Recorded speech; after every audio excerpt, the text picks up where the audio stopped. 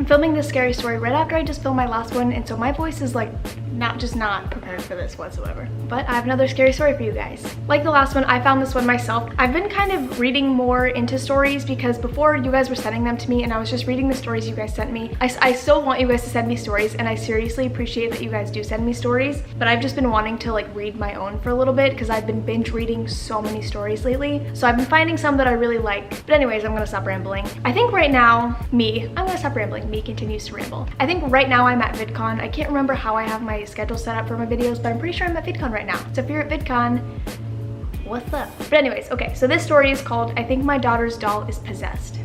I stumbled across this website a few days ago, and it seemed like the only place where I could get an answer to what's been happening at my house the last few days.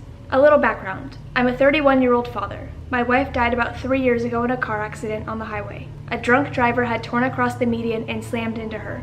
My daughter is 4 years old and named Jacqueline, Jackie for short. I work as a carpenter for a company that builds custom furniture, and I make a little extra money by doing other custom jobs at home. For the sake of privacy, I'm leaving the company's name out of it. I love my daughter more than anything in the world. I want to give her the life I never had. The problem is that with my profession, you never know when your next check is coming or for how much it's going to be. Right now, I'm working on a custom cabinet that looks like the TARDIS from Doctor Who.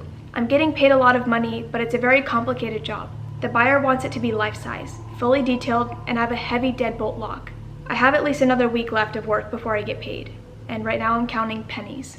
This story begins last week when I was driving home from a long day at work. I decided to stop at a bar on Main Street. Jackie was at a friend's house for a sleepover, so I figured I could take some time out for myself and have a beer or two. After I finished off my third one, I looked at my watch and saw it was 11 at night. I decided to pay my tab and call it a night. I was making my way down the street when I decided to cut down an alley towards the garage I parked my truck. I was walking by some garbage cans when something caught my eye. A doll was propped up against the wall to the side of one of the plastic bins. I picked it up and gave it a look over. The doll's face was a little dirty and the clothes were torn up. The makeup was heavy and smeared, like it spent a day or two in the rain. I figured if I sewed up the clothes and cleaned it up a bit, it'd be a nice gift for Jackie. So I brought the doll back to my truck and went home. I went into my workshop and cleaned off the smudged paint before sewing a simple dress out of scrap cloth. I put the new clothes on the doll and waited until Jackie got home. The next morning, Jackie came home and her eyes lit up when I gave her the new toy. She took the doll, and she decided to name it Mary. She was clearly excited and talked a mile a minute. She kept asking me what I could and couldn't make for the doll. The rest of the Sunday was spent with me working and her playing with Mary.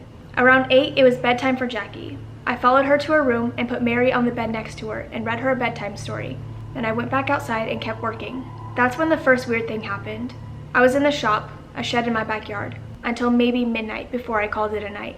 There, on the living room floor, was Mary, leaning up against the couch and staring right at me. I picked her up and brought her to Jackie's room, too tired to give it a second thought. I went to bed and woke up early to bring Jackie to school. She was disappointed that she couldn't bring her new friend to preschool with her, but I told her there were rules she had to follow. Before I drove her to school, I helped Jackie take Mary up to her bedroom and put her to bed. I brought Jacqueline to school, and when I came back home to grab my tools, I heard a loud banging coming from her room. It sounded like someone was trying to smash down her door from the inside. I grabbed a butcher's knife from the kitchen and went upstairs thinking someone had broken in. I made my way upstairs with my heart pounding in my ears. My left hand grabbed the door handle and threw it open. There on the ground was Mary, staring right up at me with her marble blue eyes. Then she made a noise. I swear to fucking God, she made a noise. It was a low grumble, almost guttural. Out of instinct, I raised the cleaver over my head, and that's when the noise stopped. Mary just laid on the carpet staring up at me. I slammed the door shut and ran to the kitchen. I picked up the phone, but stopped before I started to dial. I figured I was just losing it. This job had gotten to be so much. If I fucked up, I'd lose my next 3 months of bill payments. If I did a good job, then there would be a flood of new opportunities. It just had to be stress, I thought. I took a deep breath, grabbed my keys, and went to work. I came home a little bit before Jackie did. I sat in the living room half afraid of going upstairs, but with the firm knowledge it was a lack of sleep. Jackie came home while I was making sketches of the locking system for the cabinet. She came home, hugged me, and I made her a snack. As soon as she finished, she ran upstairs to play with Mary, as I sat downstairs and finished my sketches. I half expected a scream to come from Jackie's room. You have to see where I'm coming from at this point. If I told Jackie about what had happened that morning, then she would never sleep again. And if I got rid of Mary, Jackie would never forgive me. Since I thought at the time it was just my imagination, I let her play with the doll. Nothing happened the rest of the day. I went out to my workshop and did my work without interruption until Jackie came outside with Mary in tow. She started to play catch with her on my shop floor. Eventually she looked up at me and asked, "Daddy, when are you making Mary's new clothes?" Soon, honey, I responded. Mary isn't happy, Daddy. The hammer I was holding dropped. How do you know? My daughter sat with Mary leaned against the wall opposite her. Jackie rolled the ball towards the doll. Mary's sad. I think if she had prettier clothes, then she wouldn't be though, she said with a smile. I picked the hammer back up and looked at the doll. I was half ready to bring it down on its head. How do you know that? Jackie retrieved the ball and rolled it back to Mary. She told me. She's a princess and she needs to wear the best clothes. How else will her family recognize her? I went back to work with a chuckle. Sure, baby, I'll get on that first thing. I nearly crushed my daughter's doll out of paranoia. I was jumpy. Mary was sad? It's just my kid's imagination. I shrugged it off and went back to work. That night I laid awake. The school was closed the next day and I had taken the day off. I was looking forward to spending the day with my daughter. But at that moment, I just couldn't fall asleep. I got up, figuring I wasn't going to sleep and I might as well get started on Mary's new clothes.